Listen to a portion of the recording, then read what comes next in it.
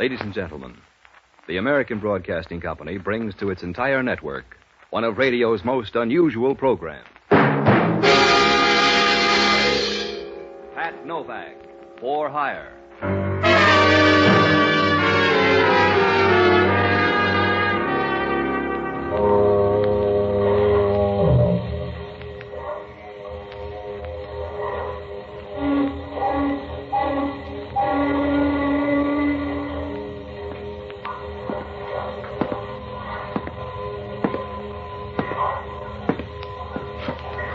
Sure. I'm Pat Novak. For hire.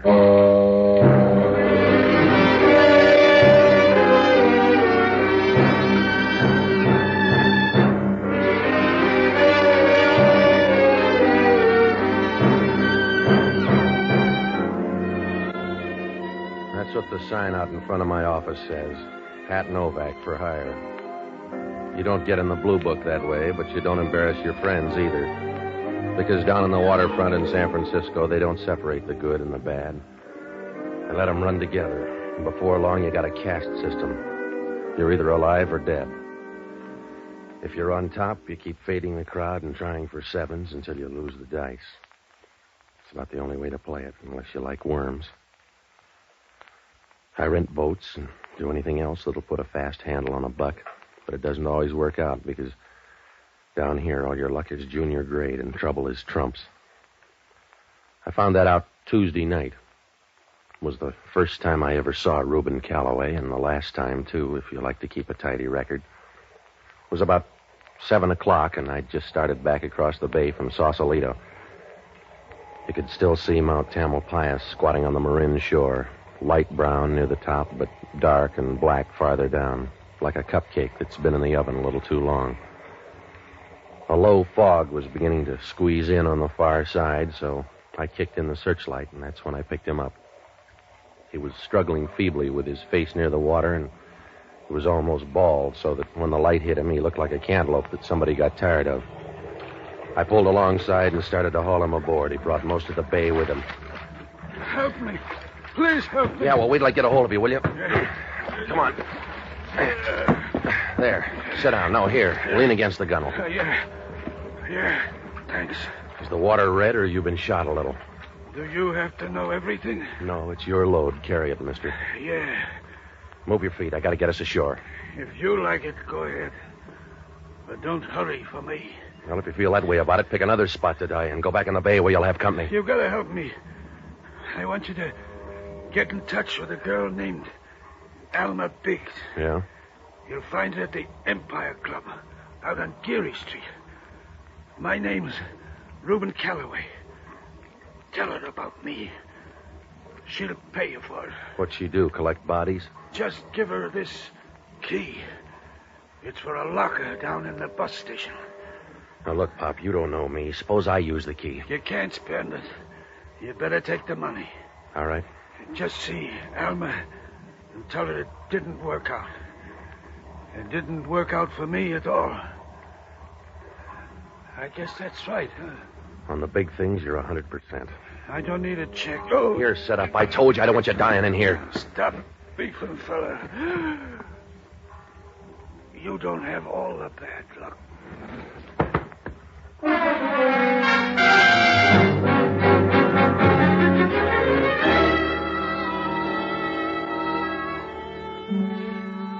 They must have sent a fast chariot because when I leaned over, the guy was dead. And he was working hard at it, too. He was a skinny little guy, all bent up and twisted in the bottom of the boat like an old paper clip. It wouldn't do any good to straighten him out because he wasn't going to sleep easy. His eyes were open and rolling around at the sky as if he was on the make for a star. And the skin hung loose around his face so that when you touched it, it felt like an empty baked potato. I pushed him into a corner and started for Pier 19. When I got there, I hauled him on the dock and went down to call homicide. Must have been about 8:30 when I took a cab out to the Empire Club. It was a gambling joint out on Geary Street where they cut their whiskey and cards in different rooms. I asked the guy at the window if he knew Alma Biggs, and he pointed her out by the roulette table. She was wearing a white satin evening gown. And as I walked up behind her, I noticed she moved in rhythm with the roulette wheel. It was interesting. If it'd been a merry-go-round, they'd have pinched her. I squeezed in next to her at the table, and I was thinking of trying it again when she started to talk. It's a tight fit. Are you sure you like it? I'm not going to stay long. That's what Rudolph Hess said. Make your bets, ladies and gentlemen. Gamblers, make your bets. Stake me, Alma. I can't afford you, darling. Well, go broke for Reuben Callaway, then. 4 on the red.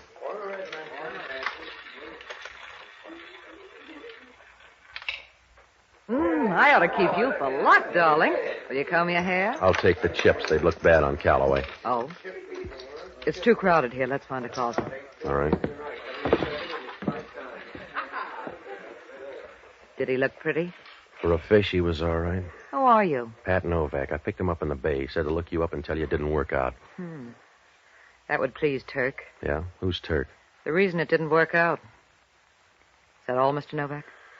Except for a key. It fits a bus station locker here. You keep it, Mr. Novak. It won't buy anything. Now, look, sweetheart, I picked up your boy and dried him out, but that's all. We were small friends at best, so the service is stopped. You can come to a slow stop for $200. Just take the key and pick up what's in that locker.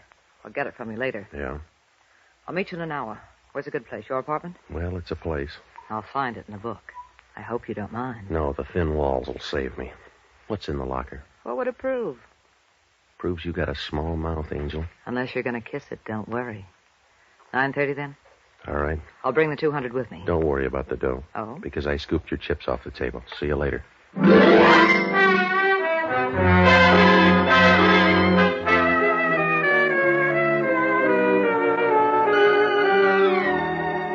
She stood there watching me as I walked over to the cashier's window. Oh, she gave you a nice warm feeling like a Bunsen burner in the middle of your back. And as she stood there in the center of the floor smiling, you knew she could turn a glacier into a steam bath at 400 yards. A nice little mouse that made you want to go home and test all the old traps. Well, I cashed in her chips, and the boy at the window shoved out 200 rocks in a pained look as if he'd just handed over his right lung. I got a cab and rode down to the bus station at 7th and Market. There were a few people sitting at the counter and a couple of old men on the benches waiting for somebody to get up and leave the funny papers. I went over near the wall and opened up the locker. It was a long trip for a small package. It was a square manila envelope, and there was an address up in the corner. Reuben Callaway, photographer. I squeezed the envelope, and it felt like photographs, but I wasn't sure. I started to close the locker when I turned, and then I tumbled for the first time. It's like getting a drop of rain on your hand before you ever look up at the sky. The two of them were standing over by the cigar counter watching me. A guy with a heavy overcoat and a little small guy about the size of a hangnail. It wouldn't do any good to sit down because I knew they'd stay until somebody condemned the building, so I walked past them out onto the street. There was a cab standing right in front. Cab, mister? Yeah. Swing up toward the St. Francis, will you? Yeah, Now, look, you're going to be tailed, so brush up on your alleys. if you like it that way. Hey, you were supposed to take a left there on Mission. I got a license. Where's yours? I told you to double back over Market. Look, get out and walk if you don't like it. I've been bought, mister. Oh, my two friends. That's right. You should have come first. I ought to part your hair. You got more chance with them. Here we are. Where you going? You like alleys, that's what you're going to get. Yeah. Take it easy, fella. You're not going anywhere. You were nice while you lasted. Take it easy. You better walk up a wall. They'll block the alley. See?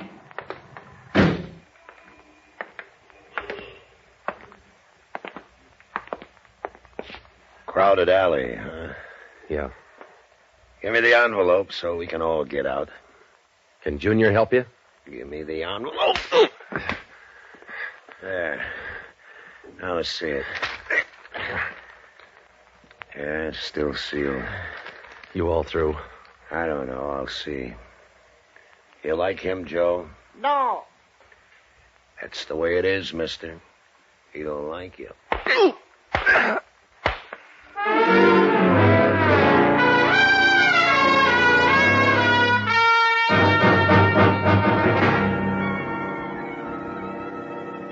I slid down like an old sock on a bony leg. I rolled over a couple of times and tried to stand up, but it wasn't easy. You might as well try to find a hair in a bowl of chop suey. Well, it began to rain, and I figured it'd be easier to float out to the street, so I went to sleep. When I woke up, the rain hadn't helped the alley much. It's like washing your kid's face and finding out he was ugly to start with. The mud had washed up against the walls, and there was a thick, sour smell. And down the alley across the street, there was a part of a sign sticking out that said Eats. And that isn't what you felt like at all. I started groping around to get up, and my hand hit the pictures. They were scattered all over like clothes in a boarding school. I picked them up and started for the street. On the way up in the cab, I got a chance to look at them, and they didn't make sense. There were 6 of them, and they were all just about the same, a bunch of mob scenes of that fire over in Oakland. I didn't have time to figure it out because the cab pulled up in front of the St. Francis, and I went in to call Alma Biggs and tell her the party was off. Part of that alley must have come with me, because when I walked into the lobby, the doorman looked at me as if I'd just blown up a nunnery. I tried the number once, but nobody answered. I decided to wait 20 minutes and call again. That was a mistake, because I just got in the booth and started to dial when somebody started rapping on the door with a nickel. It was Hellman from Homicide. Hello, Novak. Come on out. You can't get a date in that suit. What do you want, Hellman? Come on out. Oh, you're a hard man to find. Well, you don't look in the right places. I'm a family man. Tell me about the dead guy. I don't know, Hellman. He died in my boat. That's all I know. He didn't say anything? Just sentimental stuff. His name's Reuben Callaway. Somebody threw him in the bay without instructions. I don't know a thing about him except he takes pictures. Yeah? Oh, wipe off the drool. They're not your kind. Who are his friends? He's got new ones by now. I don't know, Hellman. How about that guy up in your couch? Huh? I just left your place. How about that guy on the couch? There's a gal up there, but that's all. Does she wear suspenders? Huh? Then take my word, it's a man. And you're going to tell me he's dead, Hellman. No, I'm not going to tell you he's dead, Novak. He may be a soft breather.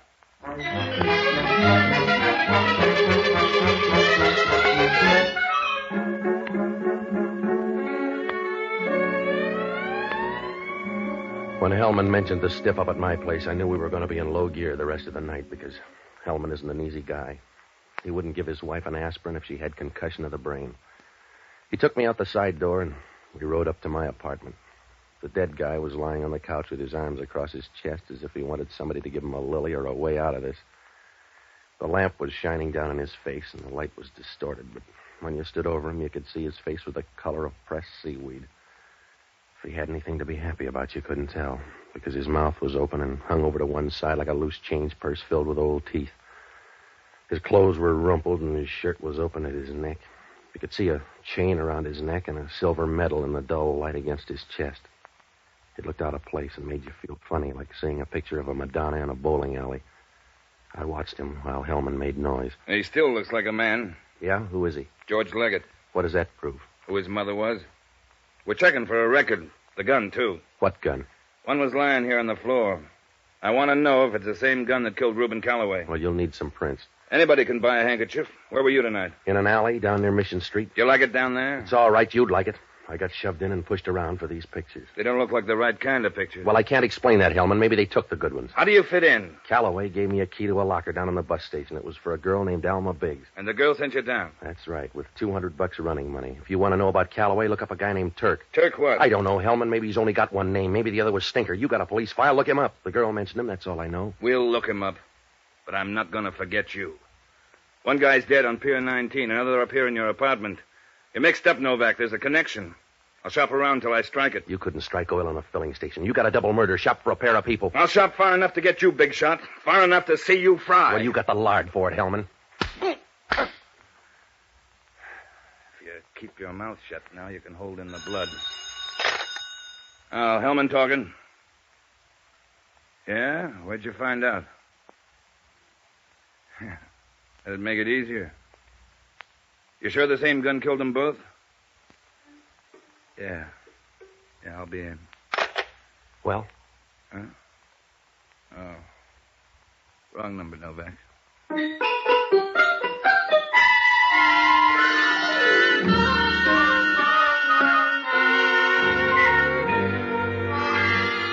They didn't give Hellman a sense of humor. They gave him a loud laugh instead. When he walked out of my place, he was smiling like a funny man who's just exposed Santa Claus. I didn't feel very funny myself. I took another look at those pictures, and I was as mixed up as a guy with a Mexican divorce. They were just ordinary pictures of a fire in Oakland. What made them so important? I was sure that Gunsel had taken some pictures, but, well, Were they any different than those? And why was Alma Biggs afraid to pick them up? And who was a guy named Turk? I was full of questions, but no answers, like some guy at a peace conference. If I went over it any more, I'd be counting my toes. So I got out of there and looked up Jocko Madigan. Oh, he's a good guy, and he was a smart one, too, until he decided the only way you can get a good trade-in on hard luck is with a bottle of whiskey. I found him at Emilio's bar, patting Bill, the bartender, on the back with one hand and pouring jiggers of gin with the other. At the tables down at Murray's, in the place where Louis dwells. Jocko. Ba, ba, ba. Gentlemen songsters off on a spree, doomed from here to eternity. Jocko, I want to talk to you. Shh, Patsy, I'm driving a Harvard man crazy. He's at the end of the bar. Well, stop drinking and listen to me. I've got to keep on drinking, Patsy, if I want to preserve any continuity in my life, because I don't drink to forget, but rather to remember. To remember all the pleasant events of my life. There were two of them, I think. All right, Jocko. The first was a girl I met many twilights ago, and the second was a summer night in St. Louis when a bartender felt crazed with the heat and set him up on the house. Will you stop it? I'm in trouble. Memory is a blessed toy, Patsy. But you have to be careful because it can be dangerous, like giving a rifle to a small child for Christmas.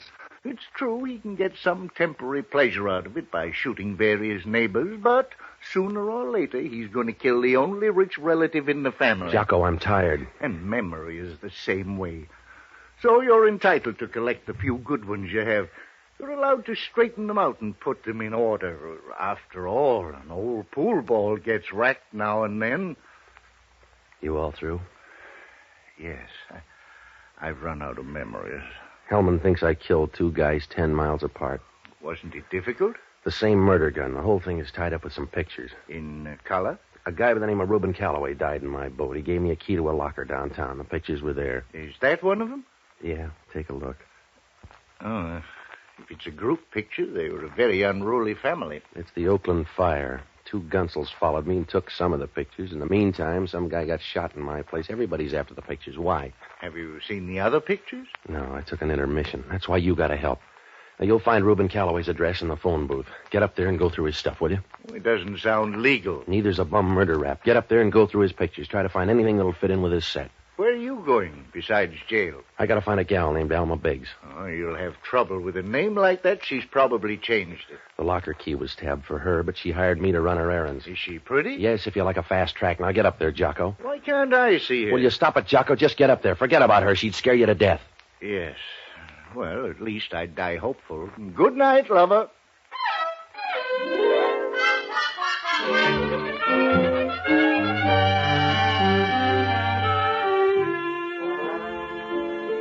Well, finding Alma Biggs was quite a job. I knew she was around, but I couldn't get to her. It was like trying to get a peanut shell out of a back tooth. I called the Empire Club, but they didn't know anything about her. I went through all the phone books and the city directories, and I didn't get anything but a sore thumb. And I didn't do any better with the hotels. I sat in Lupo's and called them all one by one, and by 1 o'clock I knew more desk clerks than a vice squad cop, but no Alma Biggs. Finally, I went out to the Empire Club and started talking to the cabbies. About 15 minutes later, one pulled up and remembered taking a girl in a satin evening gown up to an apartment on the hill. I called Hellman and rode up there to check the names. Alma Biggs had an apartment on the second floor. I knocked on the door and she didn't answer, so I tried it. The lights were out, so I closed the door and groped over to the desk. I should have noticed the draperies as I passed because they were full of people. Wait a minute. All right, now. Wait a minute, Mr. Nilvac. Stop breaking things. Someday you may want to mend me. Do you always sleep in the curtains? Do you always talk this long in the dark? Turn on the light. Yeah. I wanted to see who you were. George Leggett, maybe. Oh? Do you know him? We're roommates. He died on my couch tonight. Anything serious or just humdrum death? He's satisfied. What do you know about him? I never heard anybody say a bad thing about him. Of course, I never heard anybody mention him. Now, look, Angel, it's late. Who's George Leggett? Why do you care? Because homicide cares. They got Callaway and Leggett back to back, and they want my skin. It's a nice skin, darling. Where are the pictures? Unless you're a social worker, you're not going to like them here. Let me see. They're not all here. Yeah, I figured that. Where are the other pictures, Patsy? In some Gonoff's album. 2 of them jumped me down near Mission Street. Who were they? We never got that friendly. Well, there couldn't have been 2 of them. Well, maybe the little guy was just window dressing, but he gave the right answers. Patsy, I think you're a liar. You're nicer than homicide. I want those pictures. You do. And I'm going to take them away from you.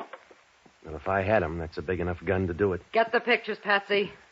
It's a bad time for murder, Angel. Homicide's working this week. I haven't time, Patsy. I'll push you down like a blade of grass. Get the pictures. Now, look, sweetheart, I took a job for $200. It covers a tandem murder rap and a sapping down on Mission Street, but it won't cover big talk from you. Now, put the gun away or I'll bend you hard. Don't move up when you talk. You're around behind. Come on, give it to me. Stop it, Patsy. Feels good. Let it go or take the pain. Drop it. You don't have to hang on. I'm not a barbell. You're handy now. Who's Turk? Stop it. You're hurting my arm. There's a guy named Turk. I want to know who he is. You're late for that. Who is he? Go ahead, tear it off, and you'll die ignorant. Yeah. You sound blue, Novak. Oh, what do you want, Hellman? I want to give you a reason. We got the coroner's report on George Leggett. Yeah? He died in your apartment. The blood off your carpet looks good on these slides. All right, so the murderer sold me the rug. So what, Hellman? So we ran down George Leggett's record. A Detroit gunman who got out here 6 weeks ago. Yeah? He traveled for years with a guy named Turk Spaniel. Now, that's your boy. You better find him. We already have. Don't tell me he's up on the couch. He was born too soon for you. We checked with the Detroit police. What'd they say? They know all about Turk Spaniel. He was killed 9 years ago in West Detroit. But they found the guy that did it and sent him up to Lansing for life. Yeah? Yeah. He was a guy named Joe Biggs. Say hello to your girlfriend.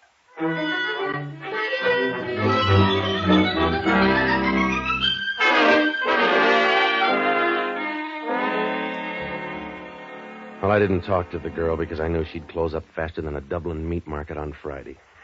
I left her and went down to the Chronicle morgue to find out what I could about Turk Spaniel. Hellman had covered it. Spaniel talked too much, and Joe Biggs killed him and left him growing out of a ditch like an old weed.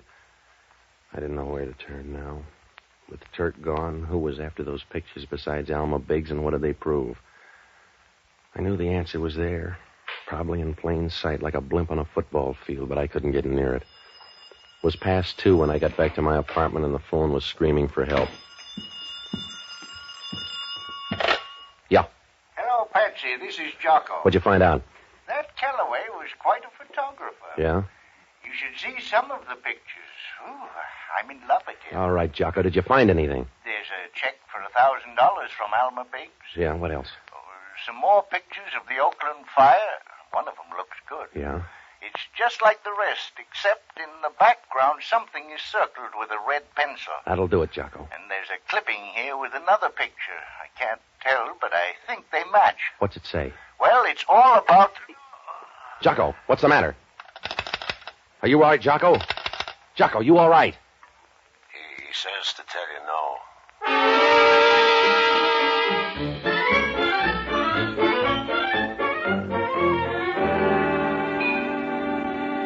After Jocko's call, I grabbed a cab and rode up to Callaway's apartment. When I got there, Jocko was sitting in the middle of the floor as sad as a steer on a sheep ranch. He hadn't seen who hit him, and the picture was gone, so was the clipping. I asked him if there were any negatives around. He said no. That meant that somebody was still on the prowl for those negatives. So I called Hellman and briefed him. He said he'd meet us at Reuben Callaway's studio in 10 minutes. When we got there, it was dark, but I sensed Hellman in the back room. Turned out to be a couple of pans of acid, but Hellman was there going over the negatives. All this guy did was take pictures. Let me take a look, will you, Hellman? Can you spot the right one here, Jocko? Hold them up to the light. All right. Here are the fire pictures. How about this one? No, I had that one. Yeah, that's it. And this fellow back here is the one that was circled. Hold it up so I can see. Hello, Turk. You waited too long. Give me the picture, mister. All that gun will do is make noise, Spaniel, and it won't make enough to keep a secret. Just hand me the picture. Somebody knows you're alive now. The picture's for laughs. It's your word against mine, and I'll be so far away I can't hear the argument. Let's have it. Don't give it to him, Novak. Yeah, I'll give it to him. You take it away, Hellman. Thanks, Novak. That alley taught you manners. Just stand over there. I want to remember the way you looked. Don't worry. I'll tell you about them, Turk. Huh? If you keep backing into this gun, it's going to show around your breastbone. The guns are getting cheap. You better drop yours, Spaniel. Over there. You look the same, Turk, or almost the same. You got this all wrong, Alma. Joe doesn't look the same. 9 years in the cooler and you lose your personality. Please, Alma, don't do anything crazy. After 9 years, you lose almost everything. Joe's lost everything but me. Down on the floor, Spaniel. I want you on your knees. Please. Alma, you got it wrong. I got it all right, Turk. Because Joe wouldn't lie to me. When he said he didn't kill you, I knew you were alive. Please, Alma. Down on the floor beside the table. Go easy, baby. You got a copper here. I can't hurt him, Novak. Turk Spaniel's legally dead. All you can do to a dead man is kick up the dust. Please. Alma, you're not seeing this right. I'm going to have a better chance than you. You couldn't see, Spaniel. You couldn't see your way back to help Joe out. You look good on your knees. Over by the table. Leave that acid alone, sweetheart. I'm going to help him see. With a whole panful of it. I'm going to help you see, Spaniel. Please.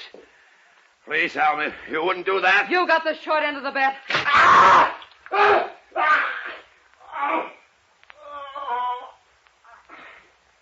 You better look at him, Jocko. Don't bother, unless you're a baby doctor. We may need you, lady. Not for this copper. Remember, Turk Spaniel's dead. Detroit says so. He looks live now. He can't be dead there and live here. I like your climate, but it's not that good. You can't see me, Turk. So I'll bet you can hear me walk out of here. Goodbye, Turk. I'll send you a cane.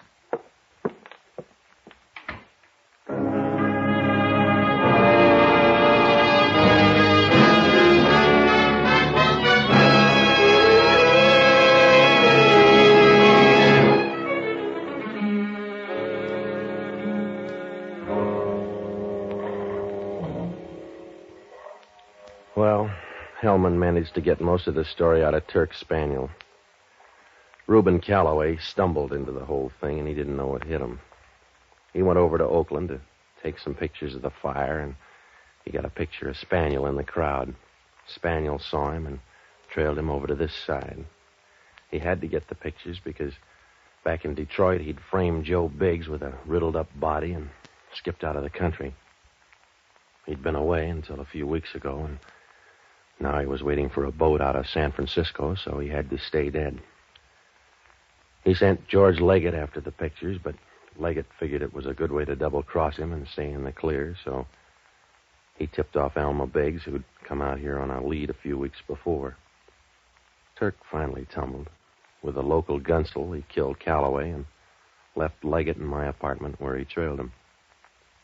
It almost worked out, but he didn't get to that shop in time.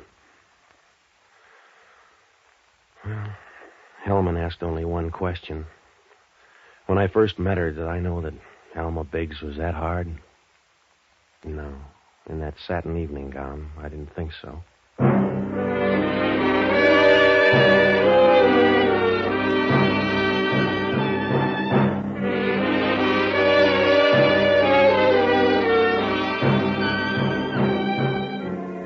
The American Broadcasting Company has just brought you the fifth of a new series, Pat Novak for Hire, starring Jack Webb. Pat Novak is produced and directed by William P. Rousseau. Jocko Madigan is played by Tudor Owen. Inspector Hellman is played by Raymond Burr. Music was composed and conducted by Basil Edlund. In our cast were Yvonne Patey, Charles McGraw, Herb Butterfield, and Herb Ellis. This program is being released to our servicemen and women overseas through the worldwide facilities of the Armed Forces Radio Service. Be with us again next week when over most of these same ABC stations we will bring you Pat Novak for Hire. This program came to you from Hollywood.